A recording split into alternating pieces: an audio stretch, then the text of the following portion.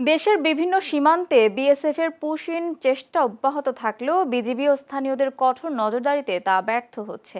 সম্প্রতি সাতক্ষীরার কাকডাঙ্গা, কেরাগাছি ও চন্দনপুর সীমান্তের বিপরীতে বিপুল সংখ্যক নারী, পুরুষ ও শিশুকে জড়ো করে পুশ ইনের জেরে সীমান্তবাসীর মাঝে তীব্র আতঙ্ক ও উত্তেজনা বিরাজ করছে।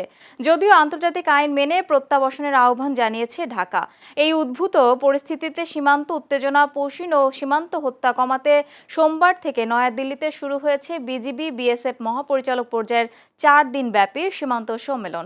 বর্তমান সরকারের আমলে এটি প্রথম উচ্চ পর্যায়ের বৈঠক।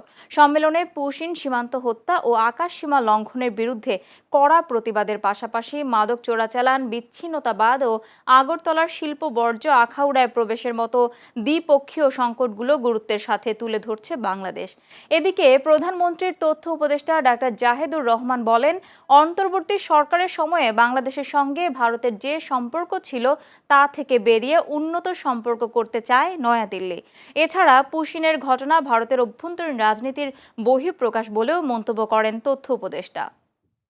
দিল্লি জবাব দিয়েছে কিনা আমি নিশ্চিত করতে পারছি না, সেটা আমরা জেনে নেব। কিন্তু আমি একটা কথা একটু বলতে চাই, সেটা হলো ভারতের পুশ ইন বাংলাদেশ যেটা করার চেষ্টা করছে, আমরা নিশ্চয়ই পশ্চিমবঙ্গে নির্বাচন ফলো করেছি।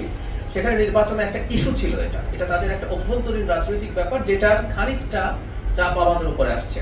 আমি এইভাবে মনে করি না যে বাংলাদেশের সাথে কোনো একটা টেনশন তৈরির জন্য ভারতীয় সরকার এটা করছে।